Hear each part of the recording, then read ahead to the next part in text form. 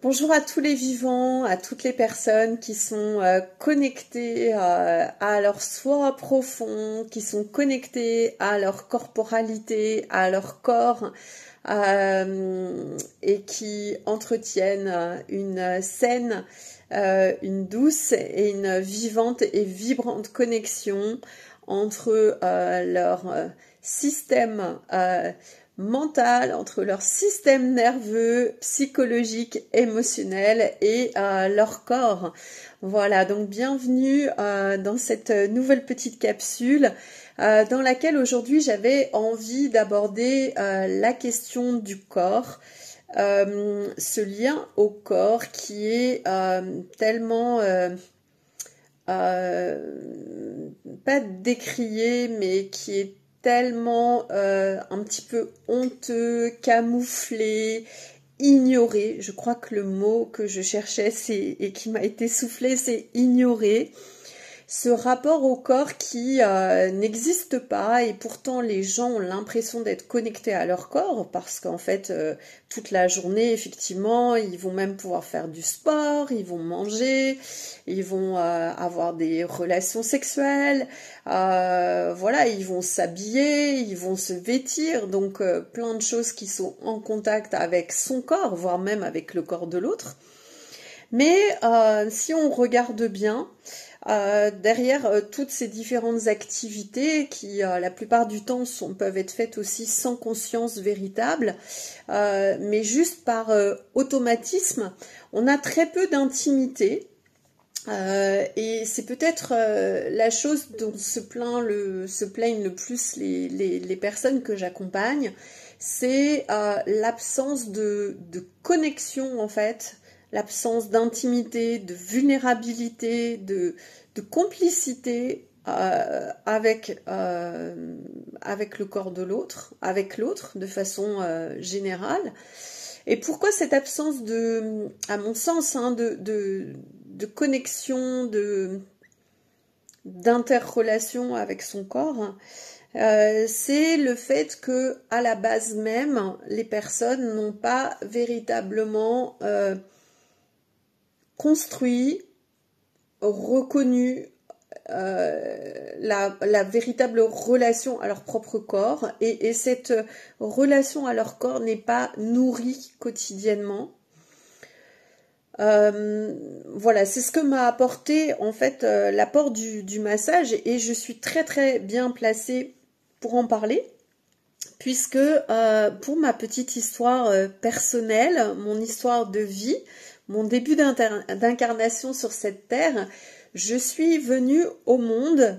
dans des conditions de prématurité, de gémellité,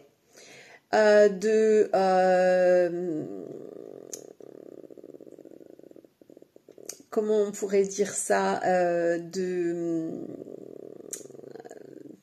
dans des conditions extrêmement difficiles en fait, avec donc le poids qui était très très bas, les conditions aussi de naissance très éprouvantes, vu que j'ai été réanimée à la naissance, bon, 1,5 kg, voilà, des conditions voilà, d'existence qui mettaient en fait ma propre vie en fait entre parenthèses, en point de suspension plus exactement. Et j'ai ensuite passé donc les 35 premiers jours de ma vie dans une boîte en plastique qu'on appellerait couveuse maintenant, donc totalement isolée, donc vraiment esselée, sans aucun contact avec donc ma jumelle, sans aucun contact avec mes propres parents, sans aucun contact ni même avec le corps médical, qu'à l'époque il y avait très peu de toucher en fait et très peu d'échanges qui se faisaient, si ce n'est par le fait d'être nourri grâce à des perfusions et éventuellement d'avoir une sonde, mais pour respirer, mais voilà, des conditions extrêmes en fait, sans recevoir de toucher, sans être manipulé pour des considérations voilà, de sécurité. Et très curieusement, il se trouve que donc après avoir exercé dans le domaine de l'accompagnement de la personne en qualité d'avocat, j'ai été amenée à choisir en fait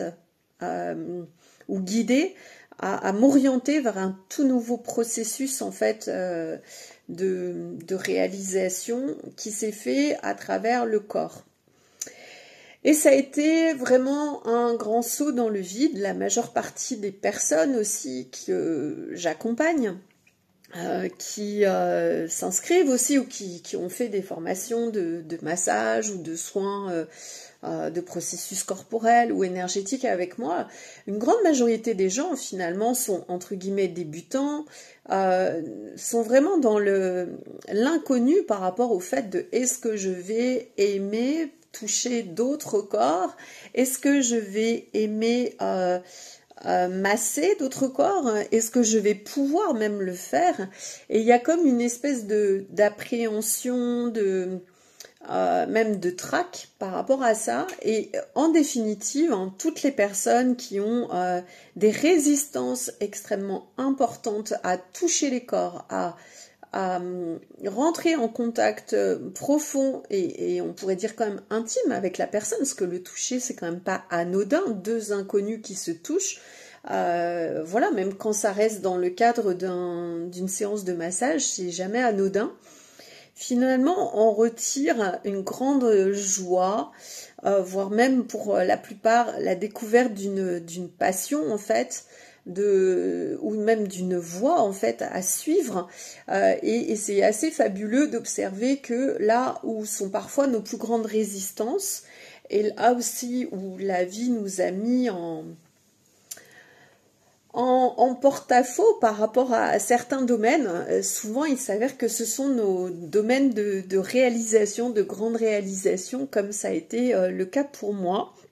Le fait de ne pas avoir été touchée et manipulée à la naissance, de ne pas avoir reçu, en fait, de ne pas avoir été tenue dans les bras pendant près de 35 jours, les 35 premiers jours de vie, d'avoir connu le début de mon existence et que le commencement de mon existence se soit fait à travers une boîte en plexiglas, coupée aussi de la chaleur humaine, coupée même voilà de cette réalité, vraiment une boîte dans l'autre boîte qui est cette matrice de vie. Finalement, en fait, ça peut créer des prédispositions justement à aller à rentrer en résonance avec le toucher, avec son propre toucher, avec le toucher de l'autre et même augmenter donc ses capacités et ses prédispositions en fait à la guérison, à l'auto-guérison par le toucher. Voilà, donc ça c'était pour illustrer un petit peu mon commencement de vie et puis mon activité au travers du toucher et du massage. Et ce que ça m'a apporté en fait, c'est véritablement une certaine vérité. Parce que à partir du moment où vous touchez une personne, vous avez accès à des informations inconscientes, à un espèce de clair savoir qui n'est non manifesté, mais qui est intrinsèque à vous. Et c'est la même chose pour la personne qui reçoit le massage. L'énergie ne ment jamais, tout comme le corps ne ment jamais. C'est-à-dire qu'à partir du moment où vous allez entrer dans cette sphère en fait d'intimité avec vous-même, d'aller masser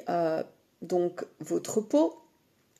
mais au-delà, on va bien au-delà de la peau, on traverse aussi les champs énergétiques de la personne, de par notre énergie en fait, avant même de pouvoir la toucher. On va aussi aller masser l'ensemble des organes, des tissus, des fascias. En fait, il va vraiment y avoir une connexion, mais ultra, ultra profonde et ultra fluide aussi, qui ne laisse aucune part au mensonge. Voilà. Alors, c'est vrai que au premier abord, il y a des petites barrières qui peuvent être créées par le corps, par le mental de la personne, qui va mettre plein d'espaces de protection en fait pour ne pas se laisser dévoiler. Et justement, pourquoi la personne va mettre en place ces systèmes de protection? C'est justement que certaines personnes ont un véritable accès en fait à l'ensemble des corps, à l'intérieur des corps, et encore une fois, il n'y a aucun souci avec ça parce qu'on reste dans le domaine du non-verbal, du non-phrasé, des ressentis, des perceptions qui des fois sont totalement indicibles la plupart du temps. Donc en fait, il n'y a aucun risque d'immixtion, mais il y a quand même une immixtion que j'appelle intimité bienveillante, qui va faire que, en fonction de l'ouverture de la personne, on va pouvoir pénétrer dans certaines sphères où certaines personnes ne sont jamais encore allées. Et pourquoi donc j'aborde ce sujet de l'intimité? C'est que bien souvent, en fait, les personnes essayent de rentrer en relation avec l'autre, et par des moyens très matriciels, donc on va dire la relation sexuelle, où là on pourrait avoir l'impression qu'on est vraiment très très proche de l'autre, qu'on est connecté à l'autre, alors que tout le monde sait très bien que la plupart du temps en fait les relations sexuelles en fait sont complètement vécues de façon très autonome, très interdépendante, peu importe les partenaires, qu'elle manque cruellement de connexion, d'interconnexion, de communication, et que bien souvent ça se fait aussi à travers un espace de culpabilité ou de honte. Alors la honte, ça peut être par rapport à son corps, par rapport au fait justement d'avoir besoin de ce moment d'intensité ou de ce moment entre guillemets d'intimité, et on peut avoir l'impression de prendre à l'autre quelque chose, voilà, sans véritablement vouloir qu'il en ait conscience en fait. Et ça se retrouve beaucoup dans les relations de personnes qui se fréquentent, qui ont leurs relations sexuelles, peu importe la fréquence, et qui finalement se retrouvent aussi esselées, aussi seules, aussi déconnectées l'une de l'autre, sans complicité, sans intimité aucune. Et pour moi, ça c'est vraiment la chose la pire et la plus souffrante qui soit. C'est d'avoir des relations en fait qui ne soient pas nourrissantes, ni pour le corps, ni pour le mental même, ni pour notre soi profond en fait. C'est lorsqu'on a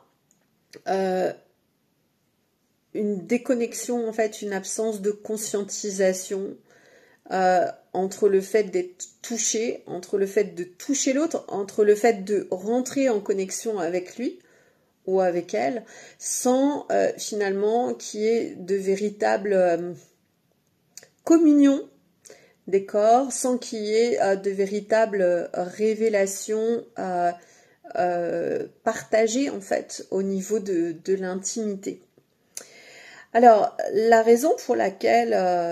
les gens sont déconnectés aussi les uns des autres, pour moi, la principale voie, en fait, et la principale explication,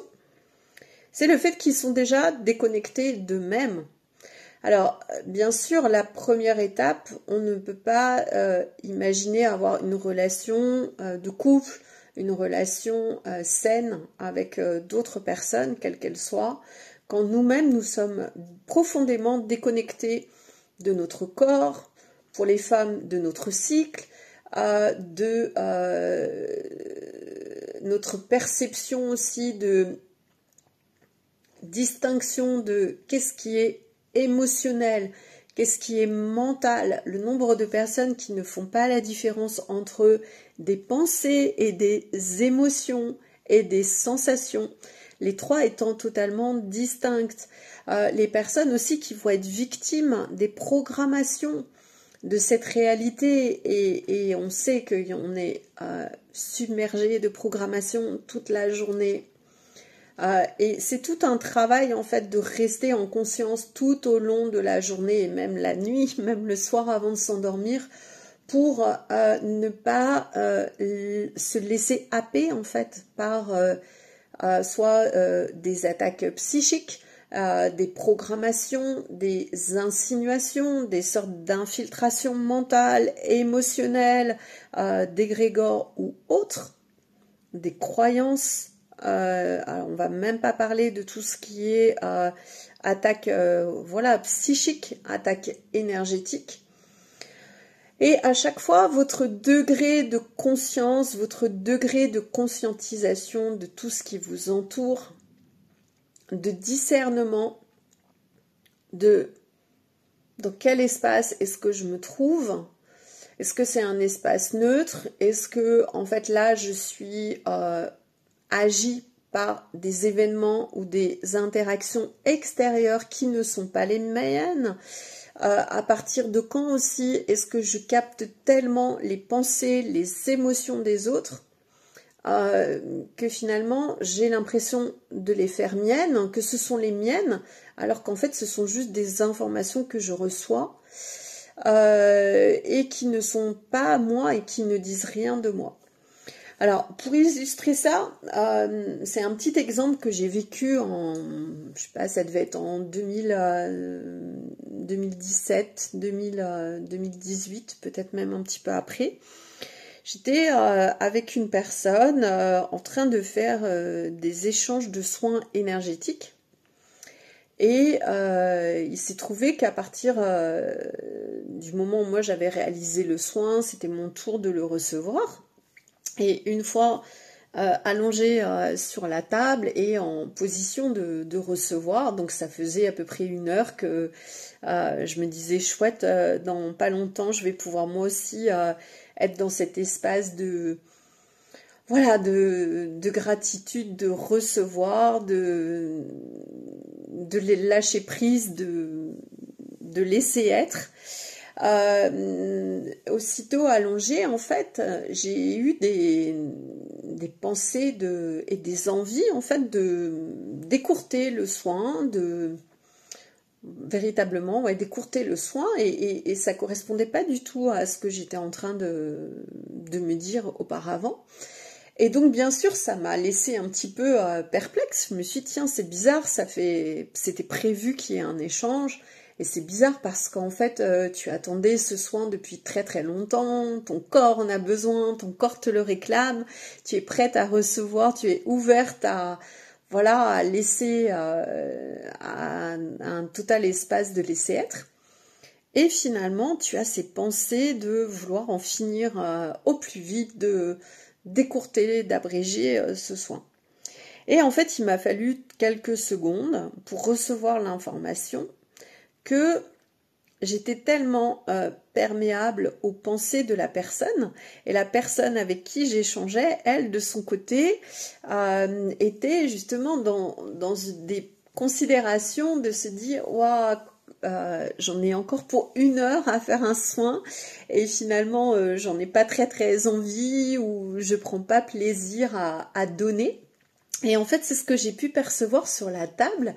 Et à partir de ce moment-là, j'ai été très très vigilante et je me suis dit, bon, chaque soin, chaque massage, chaque interaction que je vais avoir avec les personnes, garde-toi bien à l'intérieur de toi, même si des fois tu peux être fatigué ou démotivé, ou voilà, ce qui est très rare quand même pendant les soins énergétiques, mais ça peut arriver. Garde-toi en fait de penser à quoi que ce soit qui soit personnel qui est trait à des considérations bassement terre à terre, de temps, de voilà, de retard, de pensée par rapport à ce qu'on a à faire ou de challenge qu'on a à gérer dans sa vie, parce que l'autre, en fait, même s'il ne dit rien et même si tu ne peux pas le percevoir, peut ressentir en fait exactement tout ce qui se passe à l'intérieur de toi. Et c'est vrai que ce degré en fait de perception qu'on pourrait appeler quand même intimité, parce que du coup c'est quand même rentrer dans l'intimité de l'autre, avoir des informations sur ses pensées, mais bon, en ce qui me concerne ça se faisait véritablement malgré moi et je m'en serais bien passée. Ça m'a toujours après amené beaucoup de curiosité, de voir comment à chaque fois que j'ai une pensée qui vient en moi, que je suis en présence de quelqu'un d'autre, est-ce que c'est véritablement, ou même quand les pensées sont en moi, est-ce que j'ai l'information en fait de ce que l'autre ressent, ou est-ce que c'est véritablement quelque chose qui provient de moi? Et là est toute la difficulté. Et à la fois la difficulté et à la fois aussi l'enjeu pour toutes les personnes qui veulent développer leur capacité, qui veulent développer leur perception. Et là, j'ouvre une autre parenthèse sur tout ce qui est protection. Parce que les personnes qui tentent de se protéger n'auront pas accès en fait à toutes ces informations extrasensorielles et d'un côté vont passer à côté de beaucoup d'informations, vont passer à côté de beaucoup de capacités qu'elles pourraient développer et qu'elles demandent d'un côté et qu'elles refusent de l'autre par cette volonté de se surprotéger. Je m'explique. Bien souvent, ce que j'ai pu expérimenter au travers de mes nombreuses années maintenant de soins, on va dire corporels en fait, de soins à la personne, de soins self-care, de massage, de soins énergétiques, de soins de body process et autres, c'est que on ne peut pas à la fois recevoir et se fermer. Et si vous voulez vous expanser, si vous voulez avoir une meilleure compréhension et une meilleure perception en fait de l'environnement qui vous entoure, des corps qui vous entourent, des informations qui vous entourent, vous devez être perméable et être ouvert en fait à tout recevoir. Quand bien même il pourrait s'agir d'énergie plus ou moins inconfortable, pour ne pas dire plus, je ne rentrerai pas trop dans les détails, mais en fait c'est le fait de pouvoir ressentir toutes ces énergies et de les percevoir, de les ressentir au niveau de votre corps qui va ensuite vous permettre si c'est votre souhait ou si on va dire votre soi supérieur a décidé qu'il est temps pour vous maintenant d'aller dans le soin à la personne, d'apporter du bien-être aux autres, ça va vous être très très utile pour pouvoir accompagner au mieux la personne avec laquelle vous êtes, de pouvoir avoir des informations extrasensorielles sur ses ressentis et de pouvoir justement en alignement avec votre soi profond, avoir les mots justes, avoir les mots précis pour pouvoir soit déclencher des prises de conscience ou soit vous diriger sur telle ou telle partie du corps qui a besoin d'être touchée, qui a besoin de recevoir soit un déblocage, soit de pouvoir lui permettre de dissoudre des nœuds en fait. Et ces informations, vous allez pouvoir les avoir si vous restez à l'écoute de vous-même, Ça, c'est la première condition. Et bien sûr, si vous êtes à l'écoute de l'autre, et pour être à l'écoute de l'autre, vous ne pouvez pas d'un côté avoir un comportement ambivalent de donner quelque chose, que ce soit un soin, un massage, un moment intime aussi avec une autre personne, un moment charnel. Donc, et à la fois vouloir offrir ça et à la fois vous protéger. Et c'est ce qui nécessite en fait d'être en totale vulnérabilité, en totale authenticité et en totale honnêteté avec qui vous êtes. Et bien souvent, au démarrage même d'une relation ou dans les interactions qu'on peut avoir les uns avec les autres, hein, et sans aller chercher loin, aller dans un club de sport, aller sur la plage, les gens ont tellement de perceptions les uns sur les autres, tellement de jugements aussi à propos d'eux-mêmes, sur leur corps, sur comment ils devraient être, à quoi ils devraient ressembler. Ils sont tellement dans leur mental, dans leur pensée, dans leurs croyances, dans leurs émotions, la culpabilité, l'insatisfaction, la frustration aussi, que en fait ils se coupent du ressenti, de leur propre ressenti vis-à-vis d'eux-mêmes, de leur connexion donc à leur soi, et puis de la connexion justement aux autres. Et c'est ce qui rend, à mon sens, les relations si compliquées, c'est cette absence en fait de rapprochement intime, profond, honnête, sincère avec l'autre, parce que à la base, les personnes bien souvent n'ont pas un rapprochement intime, honnête, sincère et bienveillant avec elles-mêmes. Voilà. Et ça, c'est très très important à considérer parce que pour moi, c'est vraiment le début de l'engagement, de s'engager avec soi-même, de la responsabilisation, on en parle aussi très peu. Moi, je suis très très vigilante à ça, se responsabiliser. Les choses n'arrivent pas par magie.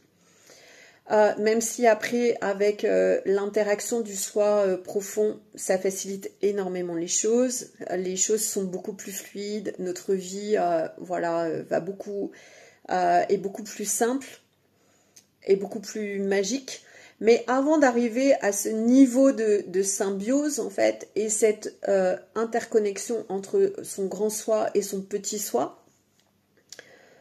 entre sa partie, on va dire, supérieure divine et sa partie égotique, en fait, sa partie personnelle, sa partie corporelle.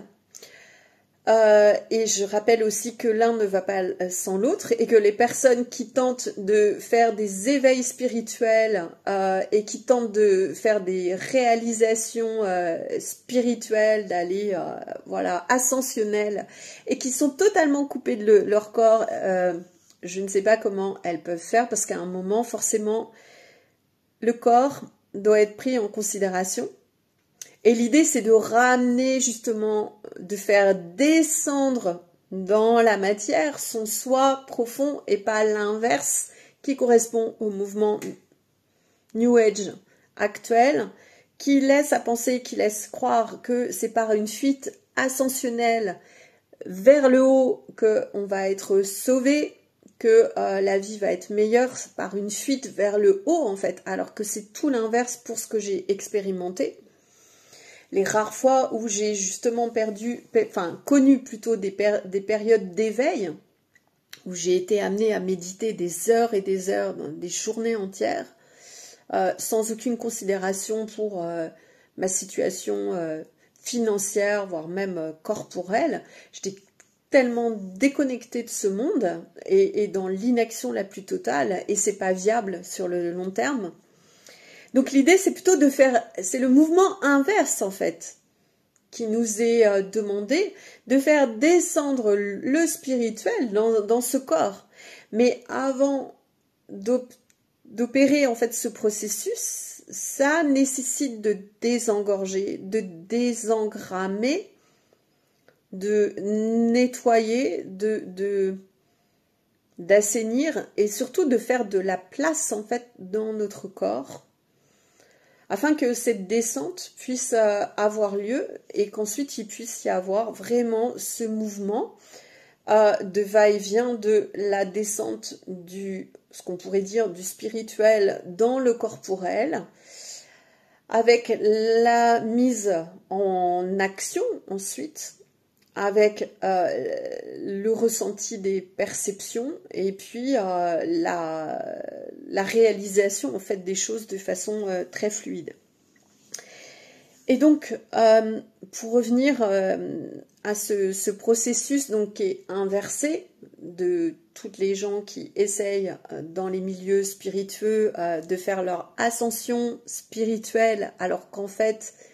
et qui négligent totalement leur corps de matière, qui négligent totalement l'aspect corporel, alors qu'en fait, la réalisation transpersonnelle et spirituelle dépend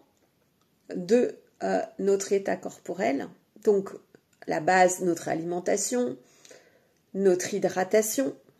et ça très peu de personnes en parlent, mais notre alimentation, notre hydratation, si les personnes se penchaient autant sur leur hydratation que sur leur alimentation, il y a beaucoup de choses aussi qui changeraient et beaucoup d'états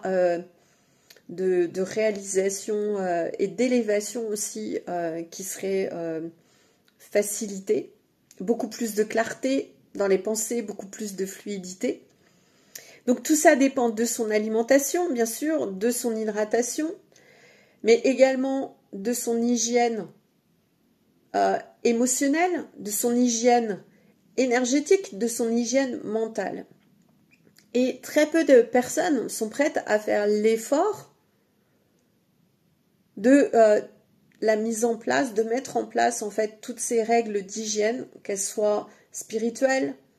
émotionnelles. Donc spirituel, c'est le détachement par rapport aux égrégores, le détachement par rapport à toutes les injonctions de quelqu'un va nous sauver, quelqu'un on attend, on est dans l'espoir, on est dans la joie, la gratitude et la lumière et tout va se faire tout seul. Donc tout ce qui est spirituel, tout ce qui est aussi émotionnel, hygiène émotionnelle, c'est-à-dire prendre en compte ses émotions, mais ne pas non plus se noyer dedans. Écouter, savoir accueillir ses émotions, mais sans se perdre aussi à rester dans le drama, dans le trauma, en mode victime. Et bon, je parlerai pas ici du triangle de Karpman, victime, bourreau, sauveur, mais bon, force est de constater que dans cette réalité, même au niveau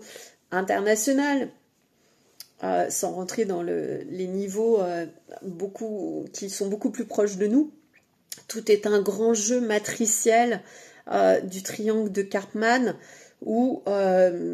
c'est toujours la faute de quelque chose d'extérieur, de quelqu'un d'extérieur, et puis finalement ça amène les personnes à rester dans une position de victime, à se lamenter, à se plaindre, pour ensuite après avoir passé à un comportement plus agressif, un comportement de défense, un comportement d'offense en fait, et voilà, et le triangle qui se rejoue à l'infini. Donc l'idée c'est de sortir et de toutes ces considérations limitantes et sclérosantes, et puis de veiller à son hygiène donc émotionnelle, à son hygiène mentale aussi, faire attention à ses croyances, observer ses pensées. Est-ce que c'est moi? Est-ce que c'est pas moi? Est-ce que ça vient de l'extérieur? Est-ce que ça vient de très loin? Et sans rentrer non plus dans des considérations de je dois continuer à aller faire un travail sur moi transgénérationnel, j'en suis à la 37e génération, ou encore pire, je vais aller consulter les annales akashiques pour aller me libérer de ci ou de ça. Alors personnellement tout ça je n'ai jamais véritablement adhéré, et vraiment je m'inscris en faux par rapport à tout ce qui est akasha, voilà, encore d'autres matrices astrales qui viennent vous perturber, qui viennent vous distraire en fait de la reconnexion à votre soi. La seule chose qui importe pour moi, véritablement, c'est d'être véritablement connecté, de retrouver cette connexion à son soi supérieur, à sa source fréquentielle, originelle, individuelle, unique. Et tout le reste n'est que histoire, drama, trauma, considération superflue, excuses pour nous distraire encore une fois du véritable objectif de notre vie qui est cette reconnexion à notre soi, du petit moi à notre grand soi, pour après travailler en intelligence spirituelle entre ces et pour nous regrouper en fait, pour récupérer toutes les parts de soi, et donc la plus grande, la plus importante, la plus intelligente, la plus aboutie, la plus perfectionnée et la plus belle qui soit notre dimension en fait, qui ne s'arrête pas à notre dimension humaine, mais tous nos soi dans leur dimension la plus originelle qui soit. Voilà, donc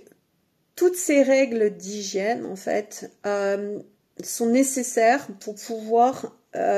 faire de l'espace en soi, pour pouvoir faire de l'espace dans son corps et pour pouvoir ensuite avoir toutes ces informations.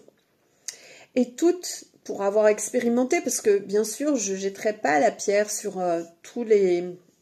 systèmes spiritueux par lesquels aussi je suis passée depuis avant, même bien avant 2012, de 2012 jusqu'à, allez, on va dire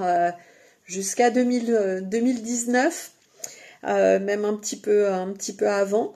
Donc je suis passée et j'ai aussi espéré et été illusionnée par le fait que toutes ces techniques, que ces pratiques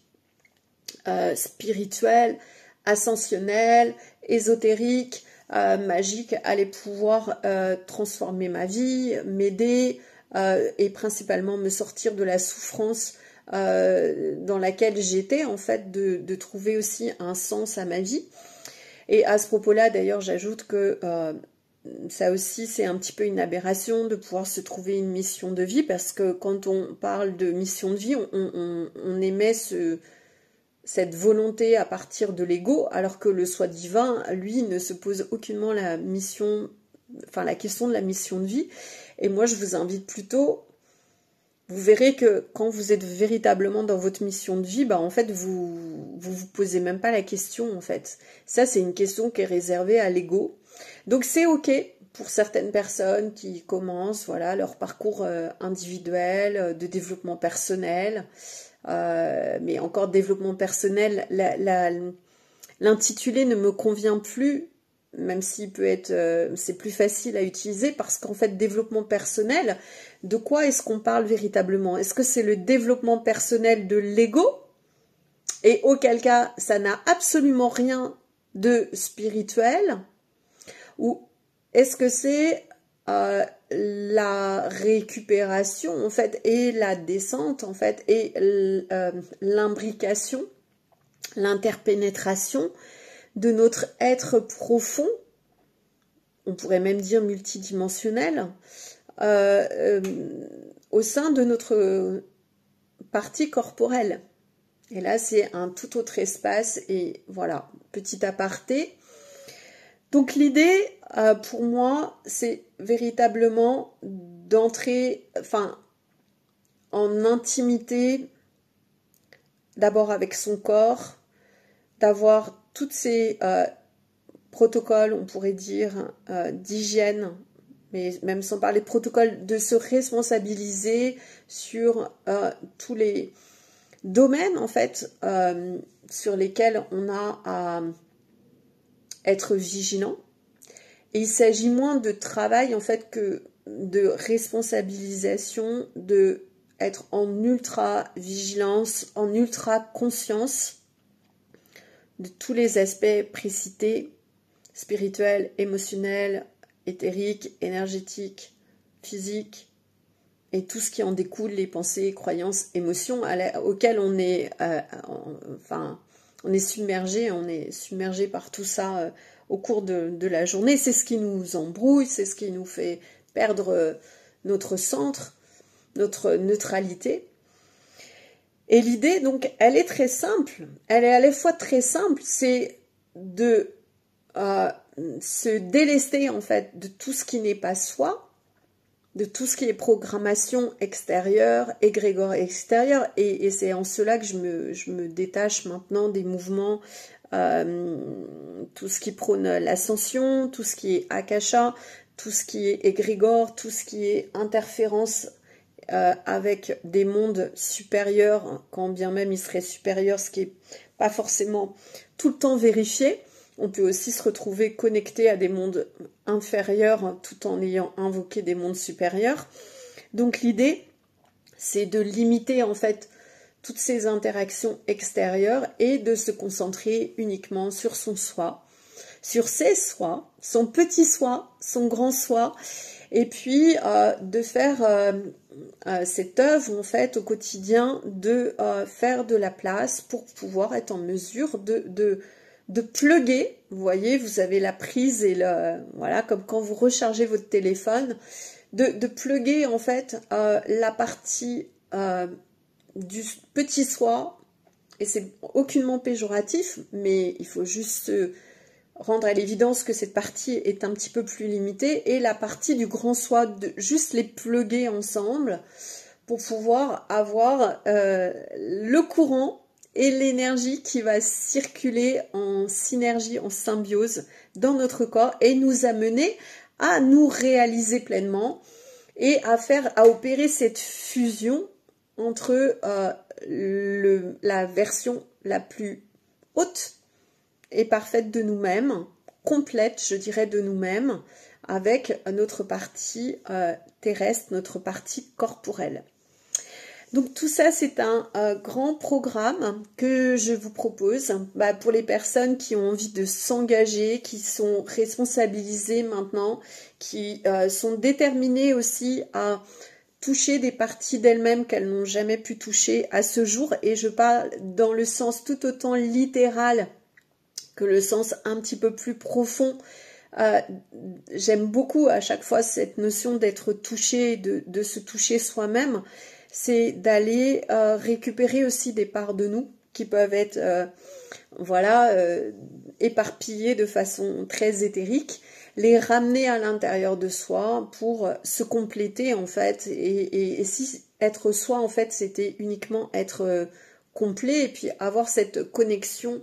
entre ces deux parties et même ces différentes parties de nous, parce qu'on peut imaginer aussi avoir plusieurs parties de nous à différents étages en fait, et réussir à cet alignement de conscience à l'intérieur de notre corps. Voilà pour ma part en fait l'invitation que je vous propose dans les programmes que je mets à disposition en fait, avec toujours cette exigence de discernement, de conscience, de connexion à soi-même pour être connecté à l'autre, et bien sûr tout ça dans aussi l'interconnexion avec tout ce qui est vivant, vu que nous sommes en interaction constante avec tout ce qui nous entoure. Voilà, merci de m'avoir écouté et je vous dis à très bientôt.